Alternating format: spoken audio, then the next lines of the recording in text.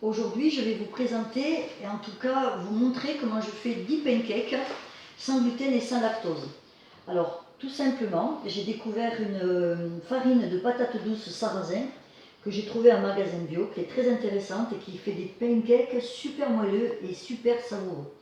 Alors, vous pouvez, si vous ne trouvez pas cette farine de patates douces dans votre magasin biologique, vous pouvez très bien continuer à faire vos pancakes avec de la farine de son d'avoine, il n'y a aucun problème. Donc pour faire ces 10 pancakes, il va vous falloir donc, du lait végétal, donc 15 centilitres de lait végétal, il va vous falloir un œuf, il va vous falloir une cuillère à soupe d'huile d'olive, il va vous falloir 100 g de mix de patates douces ou 100 g de flocons d'avoine. Alors 100 g équivaut à peu près à un demi-verre, un demi-verre, voilà. Ensuite, j'ai un mix de graines de tournesol, graines de chia, graines de courge. Alors ça, c'est pour justement agrémenter mes pancakes. Et j'ajouterai aussi une cuillère à soupe de super levure, qui est riche en vitamine B, magnésium, calcium, potassium, phosphore et zinc. Voilà, j'ajoute toujours une petite cuillère à soupe de super levure dans mes crêpes ou mes pancakes. C'est très bon pour la santé, pour la forme. Donc on va confectionner cette pâte à pancakes très vite.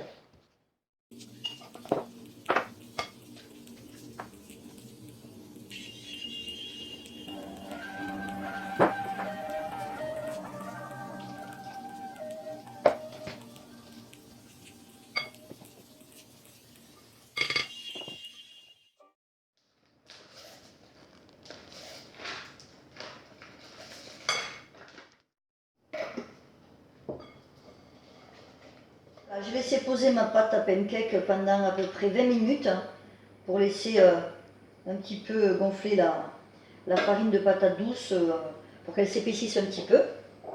Ma poêle sans huile, c'est pas la peine de mettre de l'huile, de mettre de la matière grasse, ça sert à rien, il y en a déjà dans ma pâte.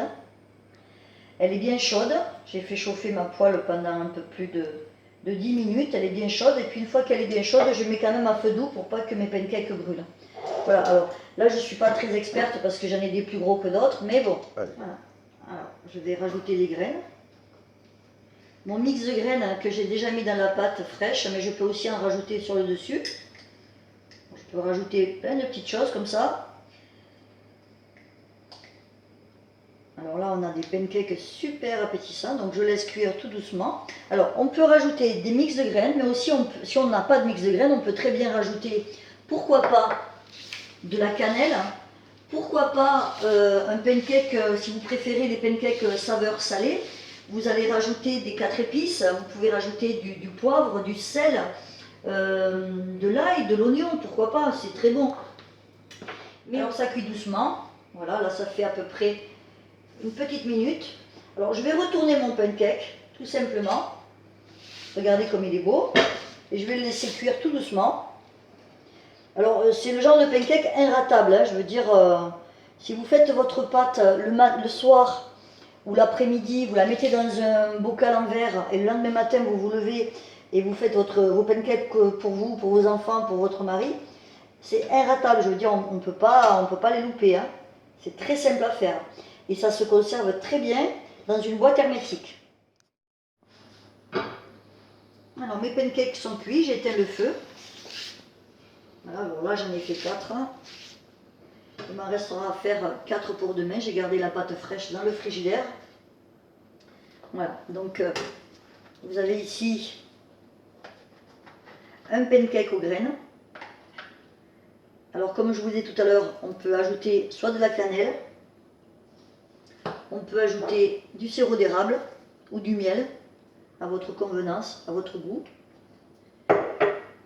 Voilà. Donc je vais goûter avec vous.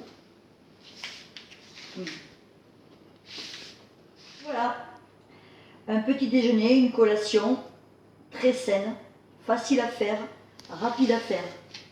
Retrouvez-nous sur le groupe Bien dans sa tête, bien dans son corps, Alex Naturo. À bientôt.